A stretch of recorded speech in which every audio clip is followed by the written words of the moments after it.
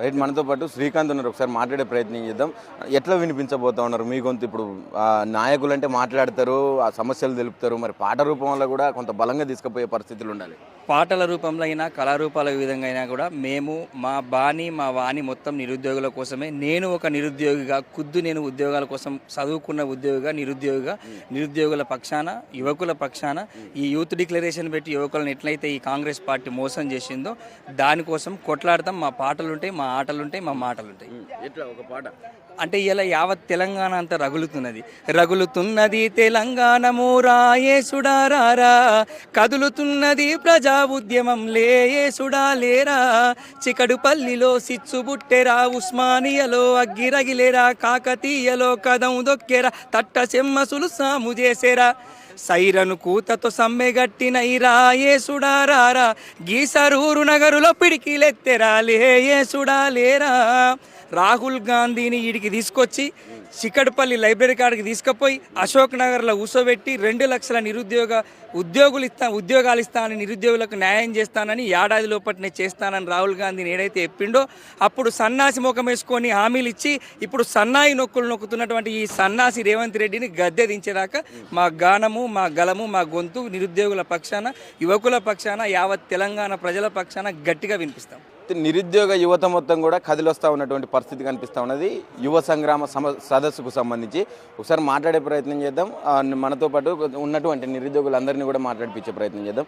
నిజంగా యువ సంగ్రామ సదస్సు ఎట్లా అనిపిస్తూ ఉందంటే, బీఆర్ఎస్ పార్టీ పెడుతుంటే కాంగ్రెస్ వాళ్ళు కొంత దాన్ని మైనేజ్ చేసి మాట్లాడుతూ ఉన్నటువంటి సందర్భం కనిపిస్తుంది. ఏమనిపిస్తుంది? నిరుద్యోగుల పక్షాన బీఆర్ఎస్ పార్టీ ఉందని స్పష్టంగా అర్థమవుతుంది. ఏంటంటే ఏదైతే 2 లక్షల ఉద్యోగాలు ప్రతి ఏటా 2 లక్షల ఉద్యోగాలు ఇస్తామని చెప్పింది, కానీ 2 లక్షల ఉద్యోగాలు కదా, కేవలం 16,263 పోస్టులు మాత్రమే రేవంత్ రెడ్డి వేసిండు.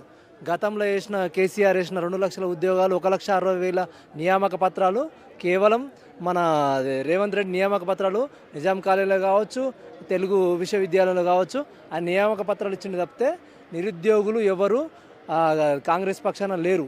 ఎందుకంటే ప్రతిపక్షం ఏదైతే నిరుద్యోగుల కోసం కొట్లాడుతున్న గవర్నమెంట్ తరపునే ఉన్నారు. ఏదైతే 2 లక్షలు ప్రతి ఏడు 2 లక్షల ఉద్యోగాలు అన్నగా ఖచ్చితంగా 2 లక్షల ఉద్యోగాలు ఇవ్వాలని ఇంతమంది జనాలు మీరు చూడొచ్చు. చిక్కడపల్లి లైబ్రరీ నుంచి కావచ్చు, అలాగే మన దిల్షునగర్ స్టడీ హాల్ నుంచి ఎంతోమంది, వేలాది మంది, లక్షలాది మంది వీడికి మన సంగ్రామానికి తరలి వస్తున్న తరుణం.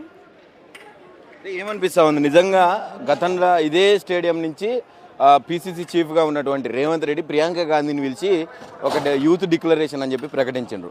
మరి ఇప్పుడు మళ్ళీ ఇదే స్టేడియంలో సభ పెట్టుకొని మీరు నిరుద్యోగులు విఫలం అయిపోయినరు, ఆయన నమ్మి మోసపోయినరు అని మాట్లాడుతూ ఉన్నారు. మీరు నిజంగా ఊహించిండ్రా ఇట్లా జరుగుతుందని? మేము ఎప్పుడు ఊహించలే. కావాలని ఇది అప్పుడైతే అయితే ప్రియాంక గాంధీ కానీ రేవంత్ రెడ్డి కానీ వచ్చి మీటింగ్ పెట్టి మేము భరోసా ఉంటాం, అభయం ఇస్తామని చెప్పింది తప్పితే ఏం చేయలే. కనుక మోసం చేసిన అదే సభ నుంచి ఇదే వేదిక ద్వారా యువ సంగ్రామం నుంచి గౌరవ కేటీఆర్ గారు వస్తున్నారు. కేటీఆర్ గారు చెప్పే ప్రతి ఒక్క మాట గవర్నమెంట్కు కంపల్సరీ చెగదలగాలని, అలాగే రాబోయే పరిస్థితులలో ప్రతి ఏటా 2 లక్షల ఉద్యోగాలు ఇచ్చేదాకా వదిలిపెట్టే ప్రసక్తి లేదని మేము కోరుకుంటున్నాం.